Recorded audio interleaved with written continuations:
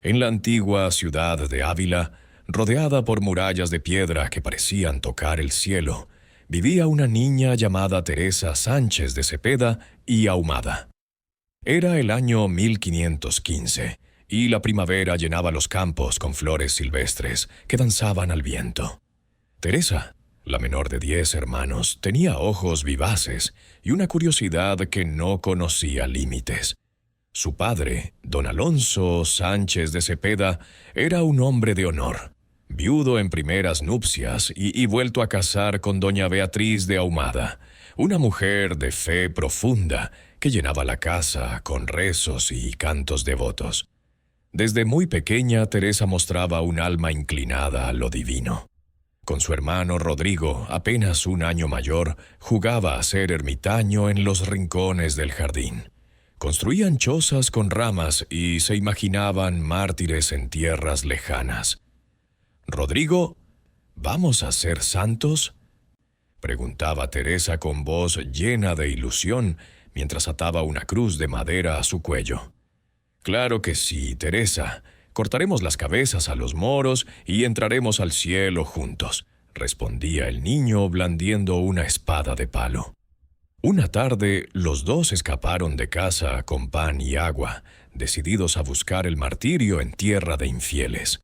Caminaron hasta que el sol comenzó a bajar y el miedo los alcanzó. Un tío los encontró cerca del río Adaja y los devolvió a casa. Don Alonso, en vez de castigarlos, los abrazó con lágrimas. «Hija mía, el martirio no se busca con imprudencia, sino con amor paciente», le dijo a Teresa, acariciando su cabello. Pero la semilla ya estaba plantada. Teresa devoraba las vidas de los santos que su madre leía en voz alta. Soñaba con desiertos, con cruces, con un amor que consumiera todo lo demás. Los años pasaron veloces.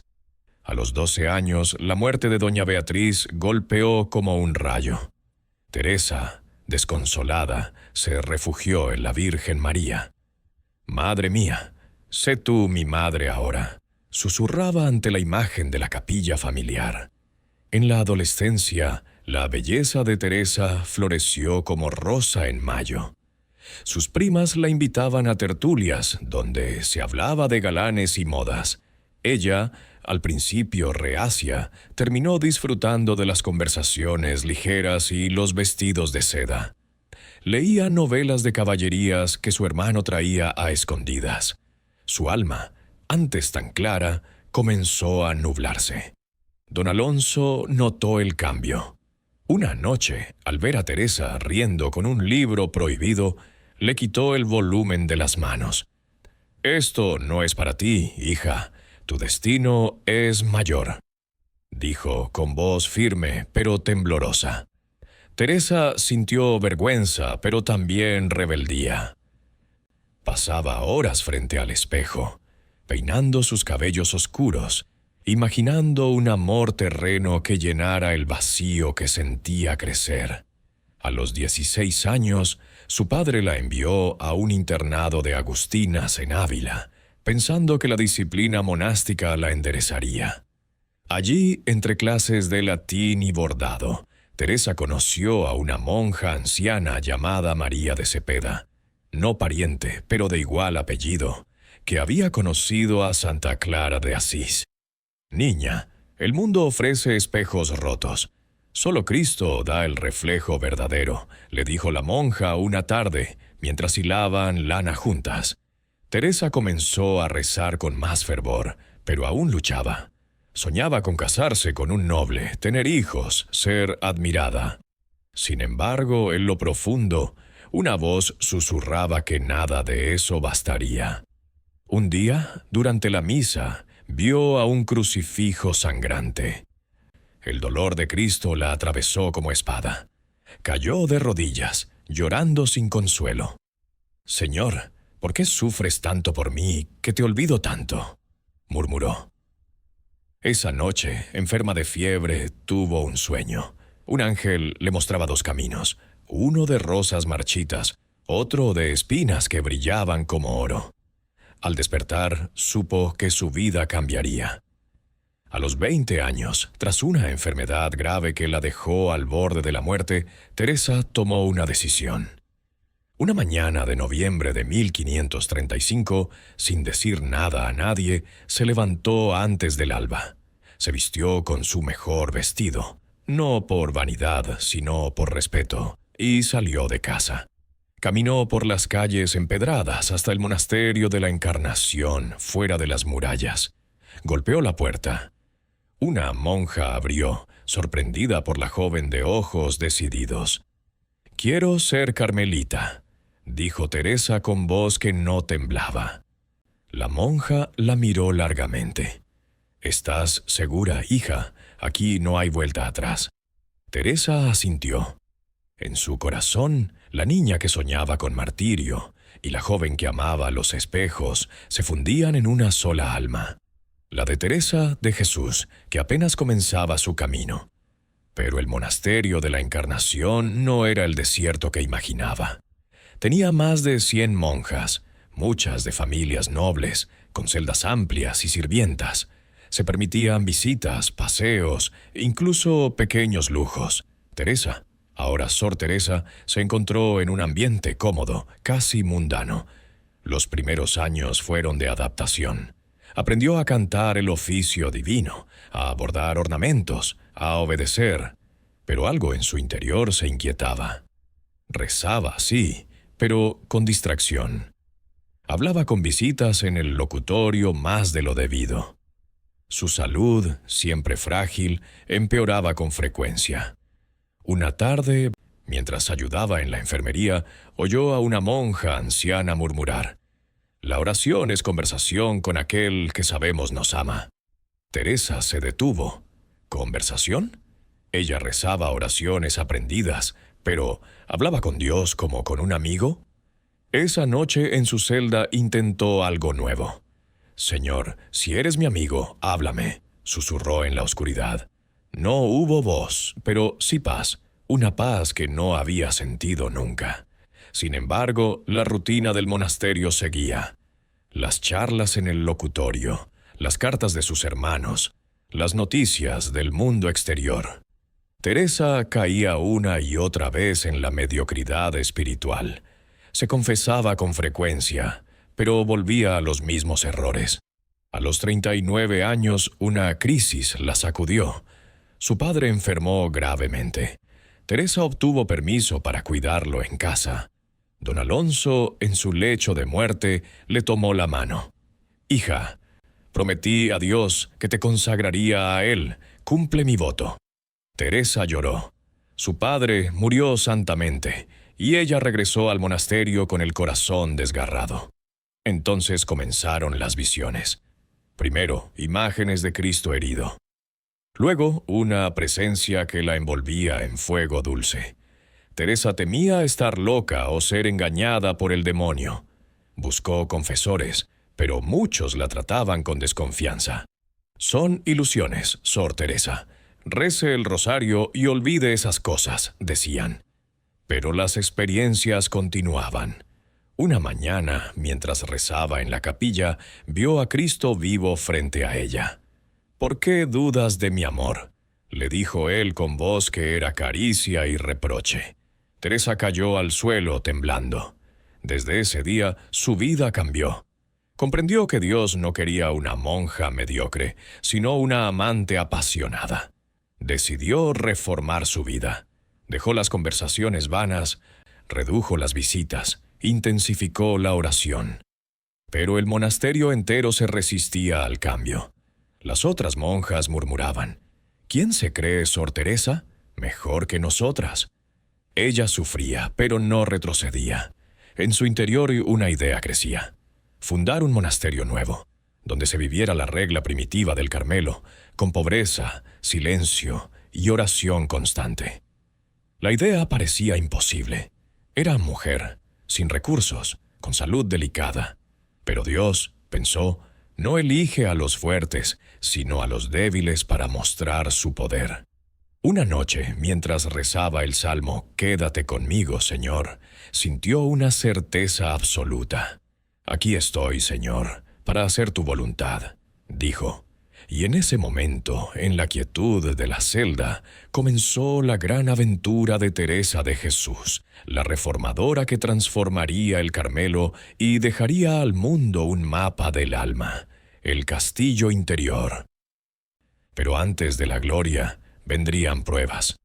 La primera, convencer a sus superioras de que su proyecto no era locura sino llamada divina. Y la segunda, enfrentar a quienes, incluso dentro de la iglesia, verían en su celo una amenaza. La niña de Ávila, que soñaba con martirio, ahora caminaba hacia un combate mayor, el de la santidad en medio del mundo. Los días siguientes a aquella noche de certeza transcurrieron como un río que, aunque tranquilo en la superficie, arrastra piedras en su fondo. Sor Teresa de Jesús, así firmaba ya sus cartas. Pasaba las horas de oración en la capilla del monasterio de la Encarnación con una intensidad que alarmaba a las demás monjas.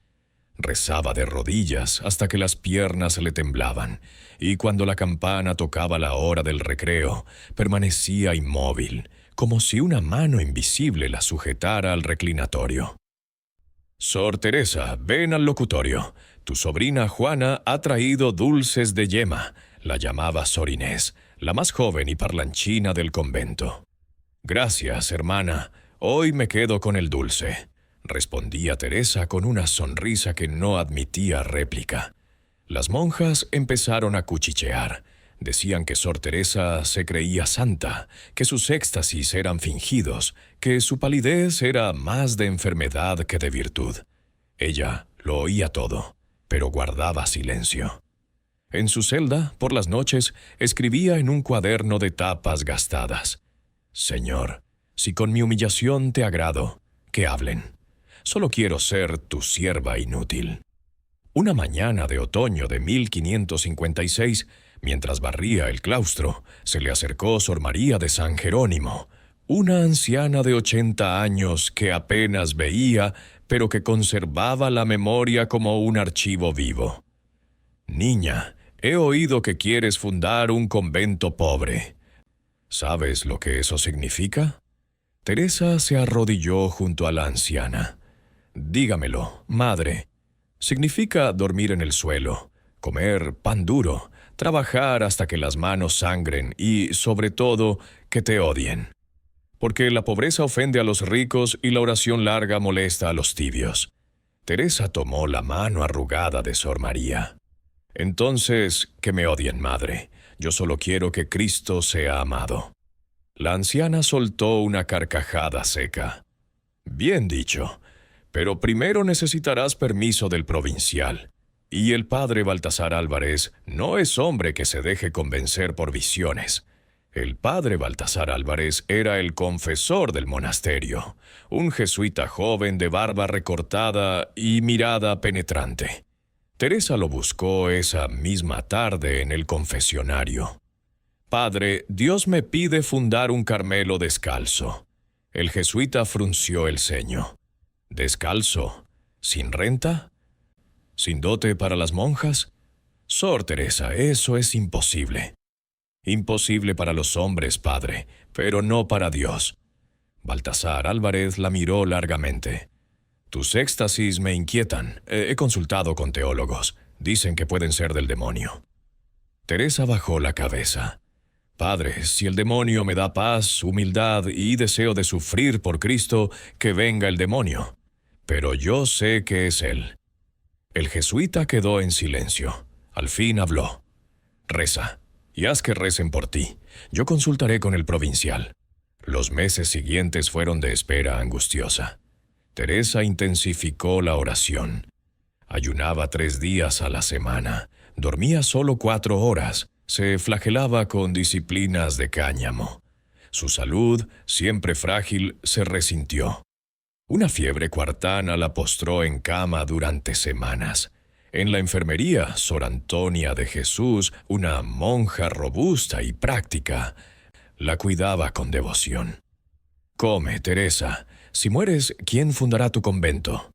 «Dios, hermana, Él no necesita mis fuerzas». Una noche, en medio del delirio, Teresa tuvo una visión. Vio un convento pequeño, de paredes blancas, con una cruz de madera en el centro del patio. Alrededor, monjas descalzas rezaban el oficio divino. Y en el cielo, una voz: «Este será mi Carmelo, pero primero sufrirás». Al amanecer, la fiebre había cedido. Teresa se levantó pálida pero decidida. Escribió una carta al provincial, Fray Gregorio Fernández, detallando su proyecto. Un monasterio con no más de 13 monjas, sin renta fija, viviendo de limosna, con estricta clausura y oración mental. La respuesta tardó 3 meses. Cuando llegó, Sor Teresa temblaba al abrir el sello. Permiso denegado. El proyecto es temerario y contrario a la costumbre del Carmelo. Teresa lloró, pero no de desesperación, sino de amor herido. «Señor, si esta puerta se cierra, ábreme otra». Y Dios abrió otra, inesperadamente. Una viuda rica de Ávila, doña Guiomar de Ulloa, joven y piadosa, había oído hablar de Sor Teresa. La visitó en el locutorio con su madre. «Hermana, quiero ayudar a fundar un convento pobre. Mi confesor dice que es obra de Dios». Teresa la miró a los ojos. «¿Estás dispuesta a que te critiquen, doña Guiomar? Porque esto no será fácil». La viuda sonrió. «Mi esposo murió en Flandes sirviendo al rey. Yo sirvo a otro rey». Juntas comenzaron a planear. Doña Guiomar compraría una casa modesta en Ávila. Teresa buscaría compañeras dispuestas a la pobreza. Pero necesitaban el permiso del obispo, don Álvaro de Mendoza, un hombre culto pero prudente. Teresa escribió al obispo una carta humilde. «Excelencia, no pido riquezas ni honores, solo un rincón donde 13 almas amen a Dios en silencio y pobreza». Don Álvaro respondió con una visita al monasterio. Era alto, de porte distinguido, con una cruz pectoral que brillaba al sol. «Sor Teresa, he leído su carta. ¿Está segura de que esto no es orgullo disfrazado de humildad?» Teresa se arrodilló. «Excelencia, si hay orgullo en mí, que Dios me lo quite. Solo quiero que Cristo tenga un hogar pobre en Ávila». El obispo la observó. Vio en sus ojos una luz que no era de este mundo. «Rezaré y hablaré con el provincial». Mientras tanto, en el monasterio de la Encarnación, las tensiones crecían. Algunas monjas la apoyaban en secreto, otras la acusaban abiertamente. «Sor Teresa quiere ser superiora de su propio convento», decía Sor Catalina de San Angelo en el capítulo. «No, hermana, quiero ser la última de todas», respondía Teresa con calma. Una noche, mientras rezaba en la capilla, tuvo otra visión. Vio a San José, vestido de carpintero, con un niño en brazos. «Hija, yo seré el patrono de tu obra, no temas». Al día siguiente, Teresa cambió el nombre del proyecto. Ya no sería solo un Carmelo descalzo, sería el monasterio de San José. Doña Guiomar encontró la casa. Una vivienda humilde en la calle de los Reollos, con un patio pequeño y un pozo. Costaba 300 ducados. La viuda pagó la mitad. El resto lo reunirían con limosnas. Pero el provincial seguía negando el permiso. Teresa decidió ir a Toledo a consultar con San Pedro de Alcántara, el fraile franciscano que vivía en extrema penitencia y tenía fama de santo. El viaje fue una odisea. Teresa, acompañada de una sobrina y un criado, viajó en carro durante días. Llegó a Toledo con fiebre y los pies hinchados. San Pedro de Alcántara la recibió en una choza de barro. Era un hombre enjuto, de ojos hundidos, que dormía sobre tablas. «Padre, ¿es de Dios mi fundación?». El santo la miró largamente. «Hija, he visto en éxtasis tu convento. Es voluntad de Dios, pero sufrirás mucho». «¿Cuánto, padre?». «Como si te crucificaran cada día».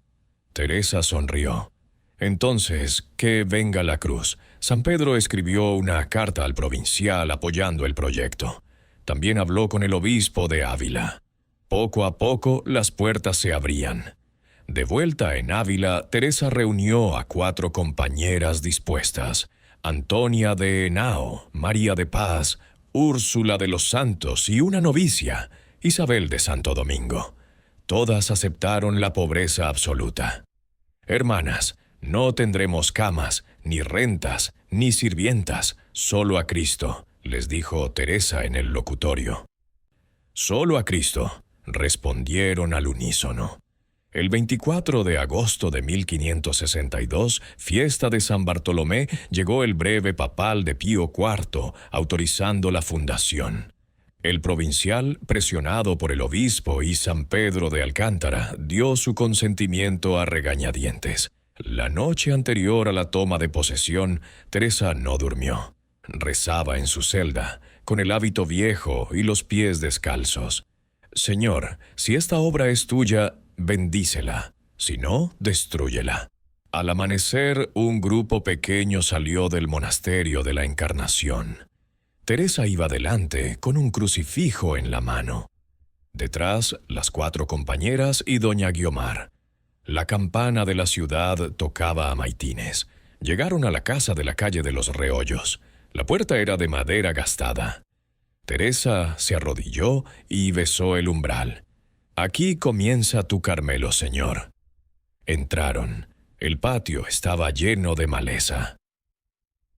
Una de las monjas soltó un grito. Había una serpiente en el pozo. Teresa la tomó con cuidado y la echó fuera. «Hasta las serpientes nos dan la bienvenida», dijo riendo. Pasaron el día limpiando.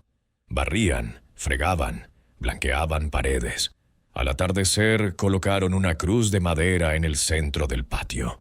Teresa se arrodilló. «Señor, esta es tu casa, no la nuestra». Esa noche las 5 monjas durmieron en el suelo, sobre esteras. Teresa, agotada, tuvo un sueño. Vio a la Virgen María cubriendo el convento con su manto. Al día siguiente, 25 de agosto, celebraron la primera misa. El padre Julián de Ávila, capellán, consagró el pan y el vino en una mesa improvisada. «Este es mi cuerpo», dijo el sacerdote. Teresa lloró. Era el comienzo. Pero la ciudad de Ávila no lo vio con buenos ojos. Los nobles murmuraban: «Una monja loca que quiere vivir como mendiga». El ayuntamiento envió una carta al obispo. «Esta fundación es un escándalo». Teresa recibió la noticia mientras rezaba. «Señor, que hablen». Tú callaste ante Pilatos. Y la obra continuó. Llegaron más vocaciones. Una viuda, una doncella, una niña de 13 años. El convento crecía, pero también las dificultades. No había dinero para comida. Una vez pasaron 3 días con solo agua y hierbas. «Hermanas, confiémosle al Señor», decía Teresa. Y siempre en el último momento llegaba una limosna. Un saco de harina, un cesto de manzanas, una moneda de oro. Un año después, en 1563, el monasterio de San José ya tenía 13 monjas. Vivían en estricta clausura, rezaban 7 horas al día, trabajaban en huertos y costura. Teresa redactó las constituciones: pobreza absoluta, silencio, oración mental, descalcez como signo de humildad. Pero el provincial, Fray Ángel de Salazar, seguía desconfiando. Una mañana llegó al convento con 2 frailes. «Sor Teresa, he oído que practican éxtasis y visiones. Esto huele a alumbradismo. Padre, examinadnos. Si hay error, corregidnos».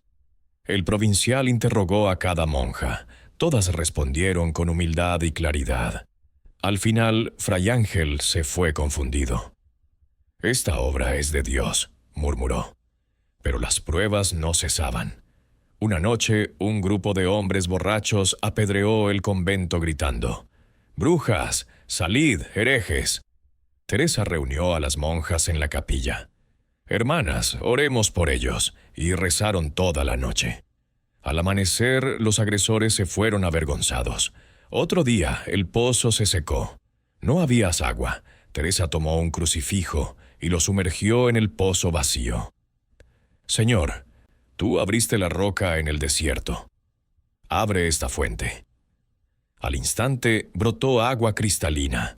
Las monjas lloraron de alegría. La fama del convento se extendió. Llegaban cartas de otros lugares: Medina del Campo, Malagón, Valladolid. Querían fundaciones similares. Teresa, con 48 años, sentía que su misión apenas comenzaba. «Señor, dame vida para fundar más casas tuyas». Y Dios le dio vida, y sufrimientos, y gracias, pero eso sería para otro capítulo. Por ahora, en el pequeño monasterio de San José, 13 mujeres descalzas cantaban el Magnificat bajo un techo de tejas rotas, y el cielo parecía más cerca que nunca. El monasterio de San José ya llevaba 2 años respirando pobreza y silencio cuando, una mañana de marzo de 1565, llegó un mensajero a caballo. Traía una carta sellada con lacre rojo. El obispo, don Álvaro de Mendoza, pedía a Sor Teresa que viajara a Medina del Campo para valorar la posibilidad de una nueva fundación. La misiva era breve, pero pesaba como plomo en las manos de Teresa. «Hermanas, el Señor nos llama a salir», anunció en el capítulo, arrodillada ante la cruz del patio. «Medina necesita un Carmelo descalzo. ¿Quién viene conmigo?» 4 monjas alzaron la mano sin dudar. Antonia de Henao, la más fuerte; María de Paz, la más dulce; Úrsula de los Santos, la más silenciosa; e Isabel de Santo Domingo, la más joven. Doña Guiomar de Ulloa se ofreció a financiar el viaje y la compra de una casa. El provincial, Fray Ángel de Salazar, dio su consentimiento a regañadientes, con una condición: «Solo 5 monjas, nada de escándalo, y regresaréis si falla la limosna». El viaje se fijó para finales de agosto. Teresa pasó los meses previos redactando instrucciones detalladas para las que quedaban en San José. Escribía de noche, a la luz de una vela de sebo, con la pluma temblando por la fiebre que nunca la abandonaba del todo. «Hijas mías, recordad que la pobreza no es miseria, sino libertad. Si falta pan, dad gracias; si sobra, compartid. Orad siempre, trabajad siempre, amad siempre». El 15 de agosto, fiesta de la Asunción, salieron al amanecer. 5 monjas en un carro destartalado, conducido por un criado de doña Guiomar llamado Juan. Llevaban 2 mulas cargadas con hábitos, un crucifijo, una campana pequeña y un saco de harina. Nada más. El camino a Medina duraba 4 días. La primera noche durmieron en un pajar cerca de Arévalo. Teresa, con los pies hinchados, no pudo quitarse las sandalias. «Madre, dejad que os lave los pies», pidió Isabel, apenas 17 años. «Lávalos con tu oración, hija, el agua escasea». Al segundo día, una tormenta la sorprendió en campo abierto. El carro se atascó en el barro. Juan maldecía. Las mulas rebuznaban.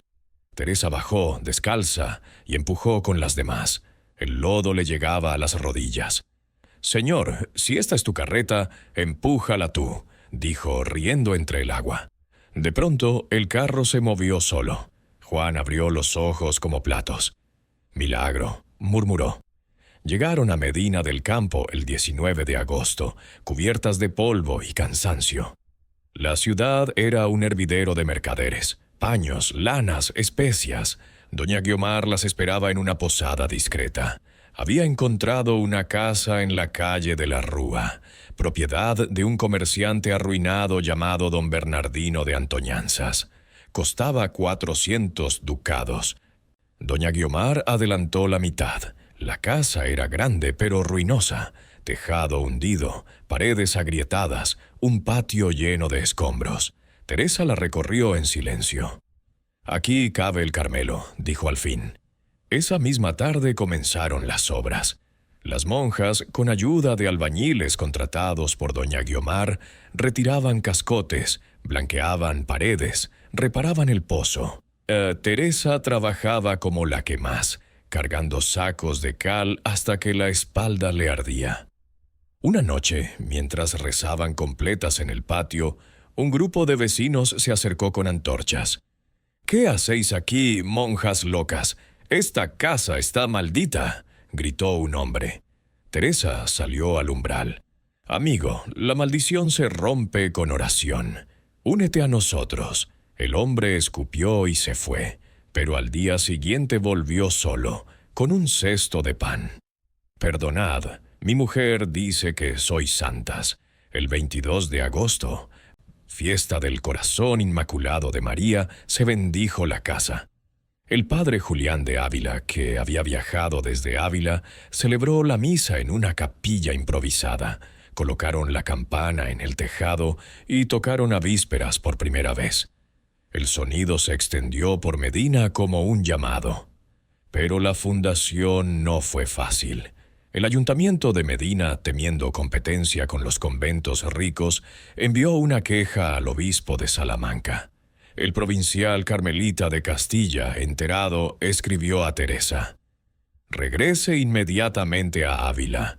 Medina no está preparada para descalzas». Teresa respondió con humildad: «Padre, el Señor preparó Medina antes que nosotros. Dadnos un año». El año fue de pruebas. Llegaron más vocaciones, una viuda llamada Ana de San Bartolomé, una doncella llamada Beatriz de Jesús, pero también llegó la miseria. Una sequía arruinó las cosechas, la limosna escaseaba.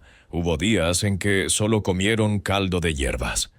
«Hermanas, el hambre es escuela de confianza», decía Teresa. Una mañana el pozo se secó otra vez. Teresa reunió a las monjas. «Oremos como en Ávila». Tomó el crucifijo y lo sumergió en el fondo seco. Al instante brotó agua. Ana de San Bartolomé, que era escéptica, cayó de rodillas. «Madre, soy santa». «No, hija, es él». La fama de los milagros se extendió. Llegaban enfermos al locutorio pidiendo oración. Teresa los atendía con paciencia, pero advertía: «No busquéis milagros, buscad a Cristo». En 1568, San Pedro de Alcántara murió. Teresa lloró como si perdiera a un padre. En su última carta, el santo había escrito: «Hija, funda en Malagón. Allí te espera otra cruz». Malagón era un pueblo pequeño cerca de Toledo, propiedad de doña Luisa de la Cerda, una noble viuda que había perdido a su esposo en la batalla de San Quintín. Doña Luisa, devota pero caprichosa, invitó a Teresa a su palacio. «Hermana, quiero un Carmelo en mi tierra, pero con capilla digna y rentas seguras». Teresa viajó a Malagón en carro, acompañada de Antonia y María. El palacio era suntuoso: tapices flamencos, suelos de mármol, criados con librea. Doña Luisa las recibió con banquete. «Comed, hermanas, aquí no hay pobreza». Teresa probó un bocado y dejó el plato. «Señora, la pobreza es nuestra dote. Si queréis Carmelo descalzo, será sin rentas». Doña Luisa frunció el ceño. «Pero yo pago todo». «Pagad la casa, pero no la comida. Viviremos de limosna». La noble aceptó a regañadientes. Compró una casa modesta en Malagón y la adaptó. Teresa llegó con 4 monjas en mayo de 1568. La fundación fue rápida. En un mes ya había 13 monjas. Pero doña Luisa quería intervenir en todo: elegir superiora, decidir horarios, regalar ornamentos ricos. Una tarde Teresa la enfrentó en el locutorio. «Señora, este Carmelo es de Cristo, no vuestro. Si queréis mandar, fundad otro convento». Doña Luisa lloró. «Perdonad, solo quería ayudar. Ayudad rezando y dejando en paz a mis hijas». La noble se fue humillada, pero al día siguiente envió un carro de provisiones y una carta. «Madre, tenéis razón. Que Dios os bendiga». En Malagón, Teresa escribió las primeras constituciones definitivas. Estableció la regla: 13 monjas máximo, clausura estricta, silencio casi absoluto, trabajo manual, Oración mental 2 horas diarias. Prohibió rentas fijas y dotes altas. Hijas, somos pobres porque Cristo fue pobre. Si nos falta, Él proveerá. Y proveía. Siempre en el último momento. Pero las fundaciones atraían enemigos. En Medina, un fraile dominico predicó contra las descalzas. Mujeres visionarias que desprecian la autoridad. Herejía alumbrada. La Inquisición de Valladolid abrió pesquisa. Teresa fue citada a declarar. Viajó escoltada por el padre Julián. En el tribunal, un inquisidor de rostro severo la interrogó. ¿Practica oración mental sin imágenes? Sí, padre. ¿Tiene éxtasis? ¿Obedece a sus superiores? Siempre, padre. El inquisidor la miró. Sus libros serán examinados. Teresa inclinó la cabeza. Examinad mi vida también. Regresó a Medina temblando, pero en paz. Escribió a San Juan de Ávila, el gran maestro espiritual: Padre, si me queman los libros, que ardan. Solo quiero que arda mi alma en amor. San Juan respondió: Hija, tus libros son de Dios. Sigue escribiendo. En 1569 llegó una carta del general del Carmelo Fray Juan Bautista Rubeo, desde Roma. Había oído hablar de las fundaciones y quería conocer a Teresa. La invitó a Toledo. Teresa viajó con Antonia y una novicia. El general era un italiano alto, de voz grave. Madre, su obra me admira, pero el Carmelo antiguo se queja. Prométame, no más fundaciones sin mi permiso. Padre general, lo prometo, pero si Dios abre puertas, ¿cerraréis vos? Rubeo sonrió. Dios abre, yo bendigo. Fundad en Valladolid y Pastrana, pero solo ahí. Teresa regresó radiante. Valladolid era ciudad universitaria, llena de teólogos. Pastrana pertenecía al príncipe de Éboli, don Ruy Gómez de Silva, y su esposa Ana de Mendoza, la princesa tuerta de belleza legendaria. La fundación en Valladolid comenzó en 1569. Teresa llegó con 5 monjas. Encontraron una casa cerca del río Pisuerga, pero el dueño, un mercader avaro, subió el precio en el último momento. O pagáis 600 ducados o nada. Teresa no tenía ni 100. Esa noche rezaron en la calle, bajo la lluvia. Señor, danos techo. Al amanecer llegó un estudiante pobre llamado Casademonte. Madre, mi tío murió. Heredé esta casa. Tomadla gratis. Era la misma casa. El mercader se quedó con la boca abierta. En Pastrana fue distinto. La princesa de Éboli quería un Carmelo de monjas y otro de frailes. Teresa fundó primero el de monjas en 1570. La princesa donó un palacio pequeño, pero exigió que sus 2 hijas entraran como novicias. Señora, las novicias deben tener vocación, no títulos, dijo Teresa. La princesa se enfureció. Mis hijas serán carmelitas. Teresa cedió en parte. Aceptó a una, pero no a la otra. La princesa nunca se lo perdonó. Mientras tanto, en Ávila, el monasterio de San José crecía. Llegó una joven de noble familia, Ana de San Agustín, con dote de 200 ducados. Madre, quiero ser descalza. Teresa la miró. Devuelve la dote a tu padre, aquí no entra dinero. Ana obedeció. Se quedó. Pero las fundaciones multiplicaban las dificultades. Teresa viajaba constantemente. Medina, Malagón, Valladolid, Pastrana. Dormía en carros, comía pan duro, sufría fiebres. Su salud se quebraba. Una noche en Valladolid tuvo un éxtasis largo. Las monjas la encontraron rígida, con los ojos en blanco. «Madre, ¿dónde estáis?», preguntó María de Paz. Teresa, al volver en sí, sonrió. Con el esposo. Escribió entonces el libro Camino de Perfección para sus hijas. Lo dictaba a una secretaria, porque la mano le temblaba. Hijas, la oración es puerta del castillo interior. Entrad humildes, salid enamoradas. En 1571, el capítulo general del Carmelo decidió que Teresa regresara a la Encarnación como priora. Era un destierro disfrazado. El convento tenía 130 monjas relajadas, deudas, escándalos. «Señor, ¿por qué me envías al infierno?», preguntó Teresa. «Para que lo conviertas en cielo», respondió una voz interior. Llegó a la Encarnación el 6 de octubre. Las monjas la recibieron con abucheos. «La loca de las descalzas». Teresa se arrodilló en el capítulo. «Hermanas, vengo a servir, no a mandar». Nombró vicaria a una monja anciana y respetada. Prohibió visitas innecesarias, redujo lujos, impuso silencio. Muchas se rebelaron. Una noche, un grupo la encerró en la celda y arrojó excrementos por la ventana. Teresa rezó toda la noche. «Señor, por ti lo sufro». Poco a poco, las más rebeldes se fueron. Llegaron vocaciones nuevas. En un año, la Encarnación cambió. Las monjas rezaban, trabajaban, sonreían. Pero el general Rubeo, al enterarse, se enfureció. «Prometiste no intervenir en la Encarnación». Teresa escribió: «Padre, me mandaron, obedecí». Rubeo la perdonó, pero advirtió: «No más fundaciones». Teresa obedeció. Pero Dios no. En 1572 llegó una carta de Sevilla. Un comerciante rico, don Simón de Rojas, quería un Carmelo en Andalucía.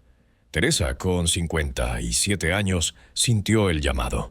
«Señor, dame fuerzas», y partió hacia el sur. Pero esa es otra historia. Por ahora, en la Encarnación reformada, Teresa rezaba cada noche: «Solo tú, Señor, solo tú». Y el Carmelo descalzo crecía como planta en tierra fértil, regada con sudor, lágrimas y amor. El calor de Sevilla en mayo de 1575 era un horno abierto. Teresa, con 60 años cumplidos y el cuerpo lleno de achaques, bajó del carro en la plaza de San Leandro como quien baja a un crisol. La acompañaban 7 monjas: Antonia de Henao, María de San José, Isabel de San Francisco, Leonor de San Gabriel, Beatriz de Jesús, Ana de San Agustín y una novicia sevillana, Mariana de los Ángeles, que había insistido en unirse en Toledo. El viaje había durado 3 semanas, caminos polvorientos, posadas llenas de pulgas, fiebres que la dejaban temblando bajo la manta. Don Simón de Rojas, el comerciante que financiaba la fundación, las esperaba con un carruaje cerrado. Era hombre de mediana edad, barba recortada y ojos astutos. «Madre, la casa está en la calle de las Armas, modesta pero digna». Teresa miró el cielo, donde las cigüeñas trazaban círculos. «Digna será si Cristo la habita, don Simón». La casa era un antiguo corral de vecinos, patio grande, habitaciones estrechas, tejado medio roto. El olor a estiércol de las caballerías vecinas impregnaba el aire. Teresa sonrió. «Aquí huele a Belén». Esa misma tarde comenzaron a limpiar. Las monjas, con sayas arremangadas, fregaban baldosas, retiraban ratas muertas, blanqueaban paredes con cal viva. Teresa, con la espalda dolorida, cargaba cubos de agua del pozo. «Madre, descansad», suplicaba María de San José. «Descansaré en el cielo, hija. Ahora a trabajar». Al caer la noche, colocaron una cruz de olivo en el centro del patio. Teresa se arrodilló. «Señor, esta es tu posada, no la rechaces». El 26 de mayo, fiesta de San Felipe Neri, se bendijo el convento. El arzobispo de Sevilla, don Cristóbal de Rojas, celebró la misa. Era hombre severo, pero la humildad de las descalzas lo conmovió. «Madre Teresa, Sevilla es tierra de pasiones. Cuidad que no entren por la clausura». «Excelencia, la clausura está en el corazón». La fundación parecía prometedora. Llegaron vocaciones rápidas: una viuda llamada Catalina de Jesús, una doncella llamada Jerónima de la Encarnación, una niña de 14 años llamada María de San Alberto. En 3 meses había 13 monjas. Don Simón pagaba todo: hábitos, comida, incluso una campana de bronce. Pero la generosidad tenía precio. Don Simón quería entrar al locutorio cuando quisiera, elegir a la priora, decidir los menús. Una tarde Teresa lo enfrentó. «Don Simón, este Carmelo no es vuestro, es de Cristo». El comerciante se enfureció. «Yo lo pago. Pagad la casa y marchaos. La limosna no compra almas». Don Simón se fue dando un portazo. Al día siguiente retiró su apoyo. Las monjas se quedaron sin nada. «Hermanas, ahora sí somos pobres», dijo Teresa con una sonrisa. Y pobres fueron. Pasaron hambre, frío, enfermedades. Una fiebre terciana atacó a 5 monjas. Teresa las cuidaba día y noche, con paños húmedos y oraciones. «Señor, si quieres llevarlas, llévalas. Si no, cúralas». Todas sanaron. La ciudad murmuraba. Decían que las descalzas eran herejes, que practicaban éxtasis demoníacos. Un fraile mercedario predicó en la catedral. «Mujeres que desprecian la autoridad. Cuidado, Sevilla». La Inquisición abrió pesquisa. Teresa fue citada al palacio arzobispal. El inquisidor, Fray Diego de Cárdenas, era joven y ambicioso. «Madre, ¿practica oración de quietud? Sin imágenes. Con Cristo crucificado en el alma. ¿Obedece al provincial? Siempre. Sus libros están bajo examen. No escriba más. Escribiré con la vida, padre». Regresó al convento temblando. Esa noche escribió a su confesor en Ávila, el padre Jerónimo Gracián. «Padre mío, me queman los libros, pero no el amor. Rezad por mí». Gracián era un carmelita joven, de 30 años, culto y carismático. Había conocido a Teresa en Pastrana y se había convertido en su director espiritual. Ella lo llamaba mi Pablo. En 1576, Gracián fue nombrado visitador de los carmelitas descalzos de Andalucía. Llegó a Sevilla con poderes para reformar. Teresa lo recibió en el locutorio. «Padre, bendito seáis, traéis la primavera». Gracián sonrió. «Madre, traigo órdenes y problemas». Los problemas eran muchos. Los carmelitas calzados, los de la regla mitigada, veían a los descalzos como amenaza. El general Rubeo, desde Roma, había cambiado de opinión. Escribió al nuncio: «Las fundaciones de Teresa de Jesús son cisma». Gracián defendió a Teresa, viajó a Roma, habló con el Papa Gregorio XIII. Consiguió un decreto. Los descalzos tendrían provincia propia. Pero en España la guerra estalló. El capítulo general de Piacenza, en 1576, destituyó a Gracián y ordenó cerrar los conventos descalzos. Teresa recibió la noticia en Sevilla. «Señor, si cierras las puertas, ábreme el corazón». Y el corazón se abrió. Escribió cartas a todos, al rey Felipe II, al nuncio, al general. Cartas humildes, pero firmes. «Padre general, no destruyáis lo que Dios edificó». Mientras tanto, en Sevilla, las dificultades crecían. Don Simón, arrepentido, volvió con limosnas. Pero ahora era el ayuntamiento quien molestaba, exigía impuestos por la campana. Teresa fue al cabildo. «Señores, la campana llama a oración, no a comercio». El alcalde, hombre gordo y burlón, se rió. «Pues que llame a pagar». Teresa se arrodilló en la plaza. «Señor, toca tú la campana». Esa noche un incendio destruyó el almacén del alcalde. La campana quedó intacta. El hombre, asustado, eximió al convento de impuestos. En 1577, Teresa fundó en Caravaca, a petición de una devota llamada doña Catalina de Sandoval. El viaje fue infernal. Montañas, bandidos, lluvias. Llegaron con los hábitos rotos. La casa era una cueva adaptada. Teresa la bendijo. Aquí vivió San Juan de la Cruz en espíritu. Y San Juan de la Cruz apareció. Había sido destinado a Andalucía por Gracián. Era pequeño, delgado, con ojos que parecían ver el cielo. «Madre, vengo a ayudar». Teresa lo abrazó. «Hijo, tú eres el otro fundador». Juntos reformaron los frailes descalzos. Fundaron en el Calvario, cerca de Beas. San Juan escribió sus primeros poemas. Oh llama de amor viva. Pero la persecución creció. En diciembre de 1577, San Juan fue secuestrado por los calzados en Ávila. Lo llevaron al convento de Toledo y lo encerraron en una celda prisión. Teresa, al enterarse, escribió al rey: «Majestad, liberen a mi hijo, es santo». El rey no respondió. San Juan escapó 9 meses después, saltando por una ventana con una cuerda de sábanas. Mientras tanto, Teresa fundó en Villanueva de la Jara. La casa era un antiguo hospital de leprosos.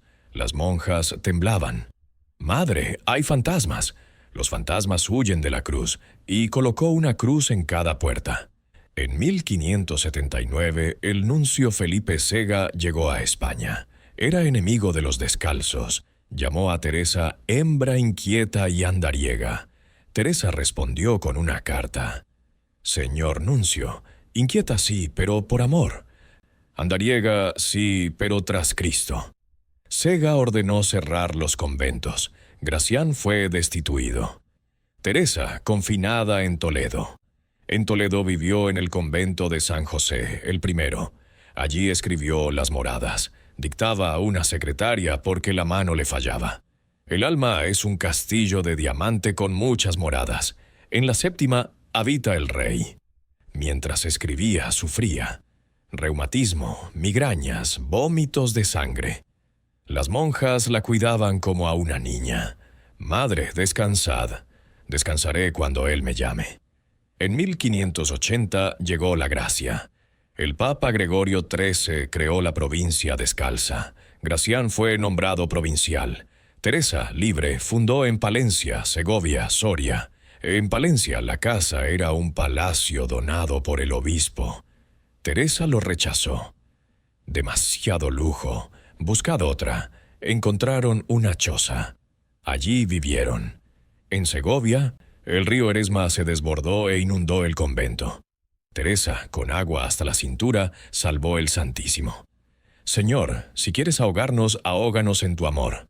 El agua bajó milagrosamente. En 1582, Teresa tenía 67 años. Había fundado 17 conventos. Su cuerpo era un mapa de dolores. Corazón dilatado, columna torcida, pies llagados. Una mañana, en Toledo, tuvo una visión. Vio a la Virgen con San José. «Hija, ven pronto». «Madre, aún tengo una fundación». Era Burgos, la más difícil. Partió en enero de 1582, con fiebre alta.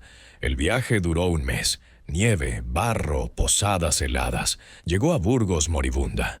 El arzobispo, don Cristóbal Vela, era enemigo. Exigió dote alta, rentas, capilla rica. Teresa, postrada en cama, negoció. «Excelencia, dadnos un año. Si no vivimos de limosna, cerradnos». El arzobispo cedió. La casa era un antiguo hospital. Teresa la bendijo el 19 de abril. «Aquí termina mi carrera». Regresó a Ávila en septiembre. El carro se averió en Arenas de San Pedro. Teresa, con hemorragia interna, fue llevada a Alba de Tormes por orden de la duquesa. Llegó el 20 de septiembre. La duquesa la recibió con honores. «Madre, descansad en mi palacio». Teresa pidió una celda pobre. «Quiero morir como viví». El 3 de octubre recibió la extrema unción. San Juan de la Cruz estaba a su lado. «Hijo, ¿es hora?» «Es hora, madre. Ya es tiempo de caminar». El 4 de octubre, a las 9 de la noche, expiró. Sus últimas palabras: «Señor, ya soy hija de la Iglesia. En tus manos encomiendo mi espíritu». El cuerpo quedó incorrupto. El corazón, abierto años después, mostraba una herida en forma de cruz. El Carmelo descalzo nació. 17 conventos de monjas, 9 de frailes, miles de almas en oración. Pero esa es la historia completa. Por ahora, en la celda de Alba, una mujer pequeña yacía con rostro de niña. Y el cielo se abrió. El capítulo terminaba. El libro apenas comenzaba. El cuerpo de Teresa de Jesús descansaba en la celda de Alba de Tormes, pero su espíritu parecía flotar por los claustros de los 17 conventos que había fundado. Era octubre de 1582 y la noticia de su muerte corrió más rápida que los mensajeros. De Ávila a Sevilla, de Valladolid a Burgos, las campanas de los Carmelos Descalzos tocaron a difuntos con un tañido que sonaba a victoria. En cada locutorio, las monjas se arrodillaban ante la cruz y repetían las últimas palabras de la madre. Señor, ya soy hija de la Iglesia. En el monasterio de San José de Ávila, el primero, la priora Ana de los Ángeles reunió a la comunidad en el capítulo. Era una mujer de 40 años, de voz suave pero firme, que había sido novicia con Teresa. Hermanas, la madre nos dejó el mapa del castillo interior. Ahora nos toca caminarlo. Todas lloraron, pero no de desesperación, sino de amor agradecido. En Sevilla, María de San José, la priora, recibió la noticia por carta de Gracián. Leyó en voz alta: Nuestra madre voló al esposo el 4 de octubre. Su cuerpo permanece incorrupto, con olor de rosas. Las monjas sevillanas que habían visto a Teresa sufrir fiebres y persecuciones se miraron. ¿Cómo es posible que huela a rosas quien vivió entre estiércol y pobreza? María respondió: porque su alma era jardín. En Roma, el general de los calzados, fray Juan Bautista Rubeo, recibió la noticia con un suspiro. Había peleado con Teresa, la había admirado, la había temido. Ahora escribió al Papa: murió la hembra inquieta, pero su obra permanece. El Papa Gregorio XIII ordenó misas por su alma, y en secreto pidió informes sobre sus escritos. Mientras tanto, en Alba de Tormes, la duquesa de Alba, doña María Enríquez, reclamó el cuerpo. «Quiero que repose en mi capilla», dijo al provincial descalzo. Pero el provincial Jerónimo Gracián se negó. Madre Teresa pertenece al Carmelo. Su cuerpo es reliquia de la orden. Comenzó una batalla legal. La duquesa apeló al rey Felipe II. El rey, prudente, ordenó que el cuerpo permaneciera en Alba, pero que los descalzos pudieran visitarlo. 9 meses después, en julio de 1583, el padre Gracián abrió la tumba en secreto. El cuerpo estaba intacto, flexible, con olor celestial. Cortó la mano izquierda como reliquia y la envió a Ávila. Madre, tu mano que escribió las moradas bendecirá a tus hijas. En Ávila la mano llegó envuelta en seda. Ana de los Ángeles la colocó en el altar. Las monjas rezaron toda la noche. Al amanecer, una novicia ciega tocó la reliquia y recuperó la vista. «Milagro de la madre», dijeron. La noticia corrió. Llegaban peregrinos a Alba y a Ávila. Enfermos, cojos, endemoniados. Todos pedían tocar el hábito de Teresa, rezar ante su tumba. En 1585, el nuncio Sega, que la había llamado Andariega, cambió de opinión. Escribió al Papa: «He examinado sus libros. Son ortodoxos. Su vida, ejemplar». El Papa ordenó abrir el proceso de beatificación. Mientras tanto, los Carmelos Descalzos crecían. Gracián fundó nuevos conventos de frailes: Lisboa, Génova, México.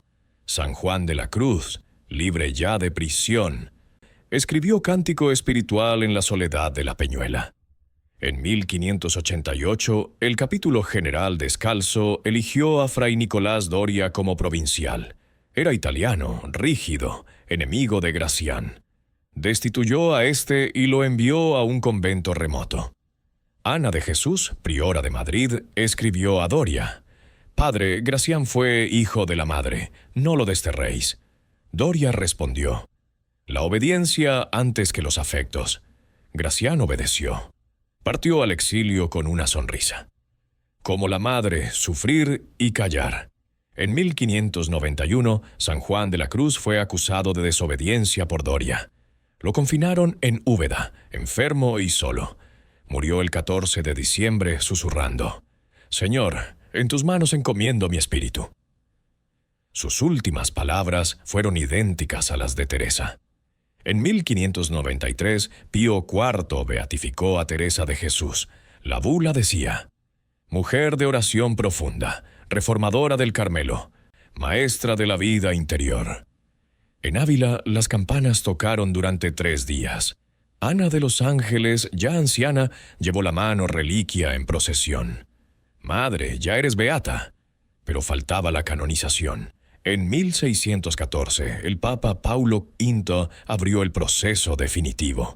Testigos de toda España declararon: monjas, obispos, nobles, mendigos, todos contaban milagros. Una niña muerta en Medina resucitó al tocar el hábito de Teresa. Un soldado ciego en Flandes recuperó la vista con una carta escrita por ella. Un hereje en Sevilla se convirtió al oler la fragancia de su tumba. En 1622, el 12 de marzo, Gregorio XV canonizó a Teresa de Jesús junto a San Ignacio, San Francisco Javier, San Isidro y San Felipe Neri. Fue la primera mujer canonizada en grupo con varones. En Roma, la plaza de San Pedro se llenó de españoles. Los carmelitas descalzos llevaron una estatua de Teresa vestida de doctora. En Ávila, la ciudad entera salió a la calle. El ayuntamiento declaró fiesta perpetua el 15 de octubre. En el Carmelo de San José, las monjas cantaron el Te Deum. La priora, Sor María de San Alberto, dijo: hermanas, la Madre es santa. Pero nos dejó tarea: ser santas como ella. Los años pasaron, los conventos se multiplicaron: España, Francia, Bélgica, América. En 1668, Carlos II de España declaró a Teresa patrona de los reinos. En 1724, Inocencio XIII la nombró copatrona de España junto a Santiago. Pero el mayor milagro fue otro. En 1970, el Papa Pablo VI la declaró doctora de la Iglesia. Fue la primera mujer en recibir el título. En la ceremonia dijo: Teresa enseña que la oración no es lujo de pocos, sino necesidad de todos. En Ávila, las campanas volvieron a sonar. La estatua de Teresa en la plaza de Santa Teresa parecía sonreír. Hoy, en 2025, su cuerpo sigue incorrupto en Alba de Tormes. El corazón, con la herida en forma de cruz, se conserva en Ávila. Millones visitan sus conventos. Sus libros se traducen a 100 lenguas.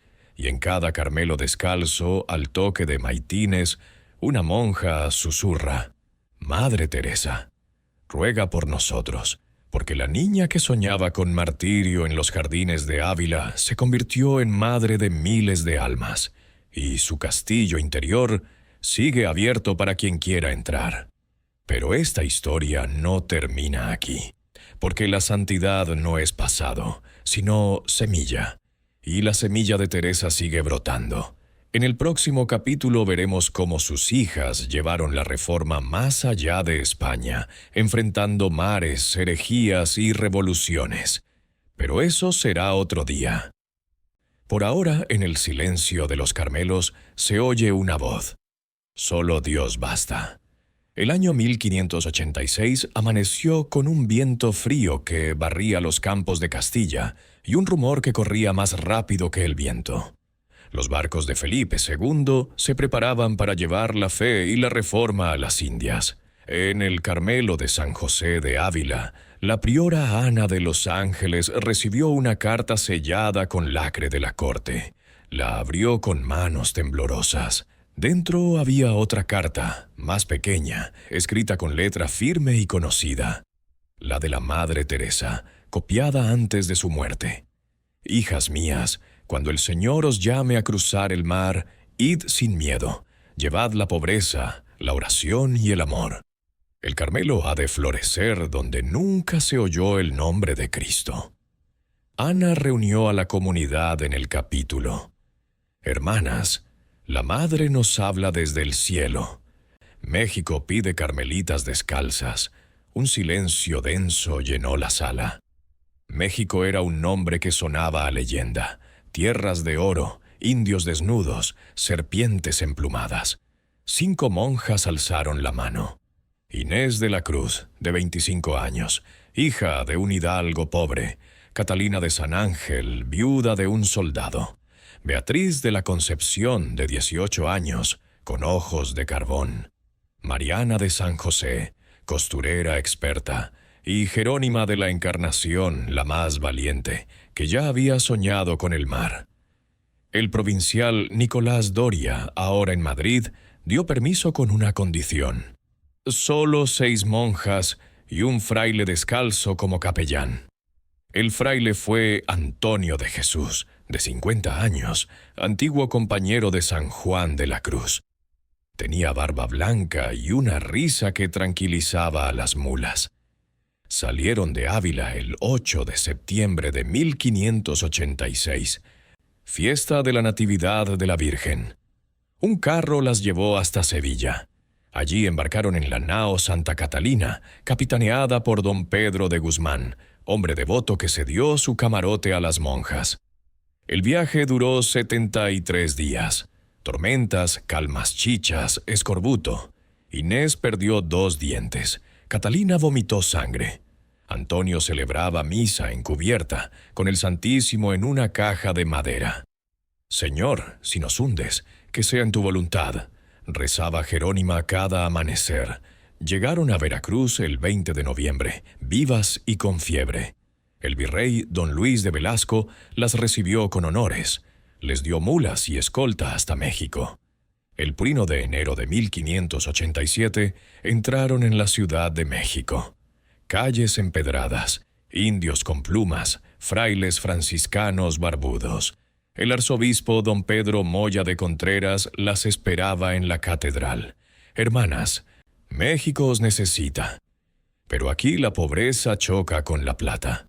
Ana de los Ángeles, que había viajado como superiora provisional, respondió: «Excelencia, la plata se oxida, la pobreza brilla». Encontraron una casa en la calle de Santo Domingo, antigua morada de un encomendero muerto. Era grande, con patio de azulejos y un pozo seco. Ana sonrió. Como en Ávila, empezaron de cero. Limpiaron, blanquearon, colocaron una cruz de mezquite. El 15 de enero celebraron la primera misa. El padre Antonio consagró en una mesa de pino. Pero México no era España. El calor era un látigo. Las pulgas, ejércitos, las vocaciones, un problema. Llegaban criollas ricas con dotes de 1000 pesos. «Madre, quiero entrar», decía una doncella con collar de perlas. «Devuelve el collar», respondía Ana. Muchas se iban, otras se quedaban y aprendían a comer tortillas y frijoles. En 1589 fundaron en Puebla. La casa era un antiguo hospital de indios. Llegaron enfermos a la puerta. «Madre, curadnos». Ana los atendía con hierbas y oración. «Curad el alma primero». Una niña azteca, bautizada como María de la Luz, entró como novicia. Aprendió español rezando el rosario. En 1597, Ana de los Ángeles murió de fiebre amarilla. Antes de expirar, dijo: «Hijas, no temáis, la Madre Teresa camina con vosotras». La sucedieron otras. En 1600 había 3 Carmelos en México: Ciudad de México, Puebla, Antequera. En 1610, Manila pidió descalzas. 6 monjas cruzaron el Pacífico en la nao de Acapulco. Llegaron a Filipinas con los hábitos rotos por la sal. En Europa la reforma también avanzaba. En 1604, Ana de Jesús, la misma que había sido priora en Madrid, llevó 6 monjas a Francia. El rey Enrique IV las recibió en París.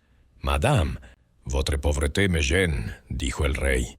Ana respondió: «Sire, votre richesse nous gêne aussi». Fundaron en París, en la rue Saint-Jacques. Las damas de la corte querían entrar, pero con camas de plumas. «No, señoras, esteras y silencio». Muchas se fueron, algunas se quedaron y se hicieron santas. En 1605 llegaron a Bruselas. La infanta Isabel Clara Eugenia, hija de Felipe II, donó un palacio. «Tomadlo, hermanas». Ana de Jesús lo rechazó. «Demasiado grande. Buscad una choza». Encontraron una casa de tejado roto. Allí fundaron. En 1610, Flandes estaba en guerra. Los soldados españoles protegían los conventos. Una noche, un capitán herido llegó al locutorio de Bruselas. «Madre, me muero». Ana lo confesó a través de la reja. El capitán murió en paz. En Italia, la reforma tardó más. En 1635, el Papa Urbano VIII autorizó un Carmelo en Roma. La priora fue Cecilia del Nacimiento, sobrina de Teresa. Madre Cecilia, Roma es corrupta. Entonces purificaremos con oración. Fundaron en el Trastevere. El Papa vino a la bendición. En 1640 Portugal se independizó. Los carmelos portugueses se separaron de España. La priora de Lisboa, María de la Visitación, escribió: «Madre Teresa, no nos dividas, somos hijas tuyas». Y siguieron siéndolo. En América, la expansión fue vertiginosa. En 1665 Lima, en 1670 Bogotá, en 1680 La Habana. Las monjas cruzaban cordilleras en mulas, atravesaban selvas con indios guías, fundaban en pueblos donde nunca se había dicho misa. En 1700 había 100 carmelos descalzos en el mundo, en 1750 300, en 1800 500, pero llegaron las tormentas. En 1767 Carlos III expulsó a los jesuitas. Los carmelos temblaron. En México, el virrey cerró 2 conventos por exceso de monjas. «Madre, nos echan». Rezad. Dios abre otras puertas. Y abrió. Las monjas se dispersaron y fundaron en secreto. En 1789 estalló la Revolución Francesa. En París, las carmelitas de Compiègne fueron guillotinadas. 16 monjas cantando el Veni Creator subieron al cadalso. «Madre Teresa, recíbenos», y Teresa las recibió. En 1835, en España, Mendizábal expropió los conventos. Muchos carmelos cerraron.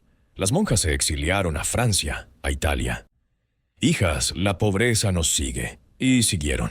En 1870, Italia unificada confiscó bienes eclesiásticos. En Roma, las monjas vivieron de limosna. En 1910, Portugal expulsó órdenes religiosas. Las carmelitas portuguesas cruzaron a España en burro.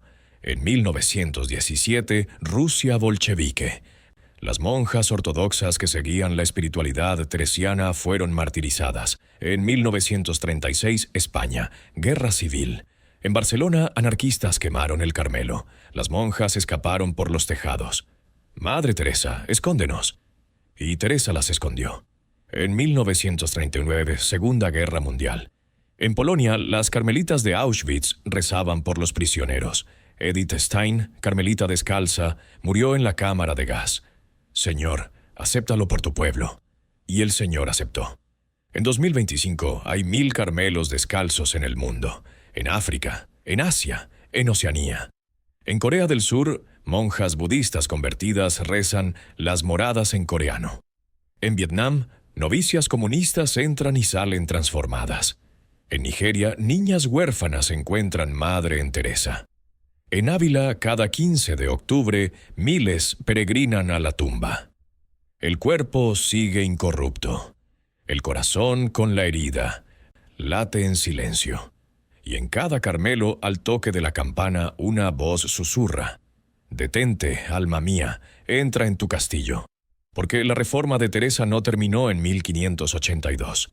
Sigue viva, sigue pobre, sigue orando. Y en el próximo capítulo veremos cómo en el siglo XXI las hijas de Teresa enfrentan nuevos mares: secularismo, tecnología, increencia. Pero esa es otra historia. Por ahora, en el silencio de los claustros, se oye un latido. En el año 2025, el Carmelo de San José de Ávila sigue vivo con 13 monjas de 5 nacionalidades. No hay pantallas en el locutorio, pero sí una página web sencilla: teresaavila.org. Cada día, a las 6:00, 12:00 y 18:00, una monja transmite en directo la oración mental desde la capilla. Solo voz, silencio y la cruz al fondo. 100,000 personas se conectan desde México, Filipinas, Nigeria, Polonia. Un joven de Manila escribe: «Trabajo 14 horas al día. Vuestra voz me da paz». Una madre de Bogotá: «Mi hijo con autismo se calma cuando os oye». En Sevilla, el Carmelo de la calle de las Armas tiene una panadería. Venden dulces de yema para vivir. Los clientes hacen cola no solo por el sabor, sino por la sonrisa de Sor María de San José, priora de 38 años. Ella escucha confesiones informales en el locutorio. «Madre, mi marido me dejó», responde. Reza con él aunque no esté. Teresa lo hacía. En Nigeria, Sor Chidinma dirige un Carmelo en Abuja. Las novicias son ex niñas soldado. Aprenden a leer con camino de perfección. Una dice: «Madre, maté. ¿Dios me quiere?». Chidima responde. Teresa decía: «El amor no pregunta, abraza». En Vietnam, Sor Lan tiene un Carmelo clandestino. Se reúnen en una casa particular. La policía vigila, pero no entra. «Rezamos por ellos», dice Sor Lan. Una agente se convierte al oír el salve desde la ventana.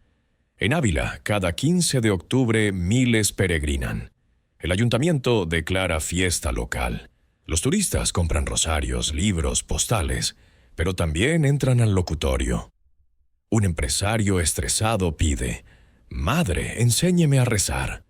Sor Lucía responde: «Siéntese, cierre los ojos, diga: Señor, aquí estoy, eso basta». Los libros de Teresa se venden en 100 lenguas. Las Moradas es lectura obligatoria en universidades católicas. Psicólogos lo recomiendan para ansiedad. Un terapeuta de Madrid dice: «Teresa enseña mindfulness sin saberlo». En Roma, el Papa cita a Teresa en cada audiencia. Ella nos recuerda que Dios no está en el ruido, sino en el silencio del corazón. Y en cada Carmelo, al toque de la campana, una monja susurra: «Madre Teresa, ruega por nosotros, porque su influencia no necesita redes ni máquinas, solo corazones abiertos». En 2025, el Carmelo de San José de Ávila vive con 13 monjas. No hay internet en el locutorio, pero sí una web, teresaavila.org. 3 veces al día, una monja reza en directo. 100,000 personas escuchan desde México, Filipinas, Nigeria. Un joven de Manila escribe: «Trabajo 14 horas. Vuestra voz me da paz». En Sevilla, Sor María de San José hornea dulces de yema. Los clientes hacen cola por su sonrisa. En el locutorio escucha: «Mi marido me dejó», responde. Reza con él aunque no esté.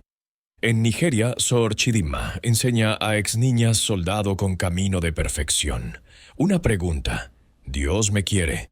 Respuesta: «El amor no pregunta, abraza». En Vietnam, Sor Lan reza en secreto. La policía vigila. Pero una agente se convierte al oír el salve. En Ávila, cada 15 de octubre, miles peregrinan. Un empresario pide: «Enséñeme a rezar». Sor Lucía: «Diga: Señor, aquí estoy». Las Moradas se lee en 100 lenguas. Psicólogos lo recomiendan. El Papa cita: «Dios está en el silencio del corazón». Y en cada Carmelo, al toque de la campana: «Madre Teresa, ruega por nosotros». Hoy, 2025, hay 11,000 carmelitas descalzas en 90 países. No usan redes sociales, pero sus libros sí. Las Moradas tiene 2 millones de copias anuales. En Amazon es bestseller en espiritualidad. En México, el Carmelo de Puebla da clases de catequesis a 200 niños.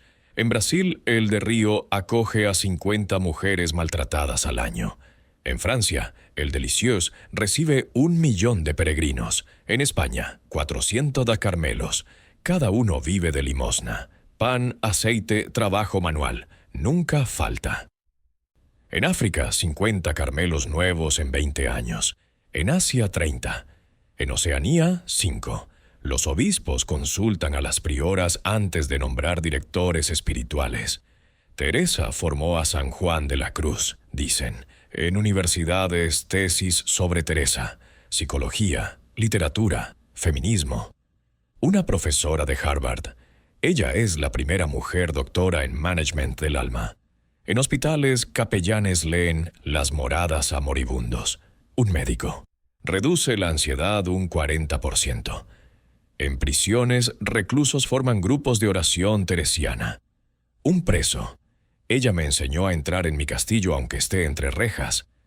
Y en cada misa del 15 de octubre, el sacerdote dice: Santa Teresa de Jesús, doctora de la Iglesia, ruega por nosotros. Santa Teresa de Jesús,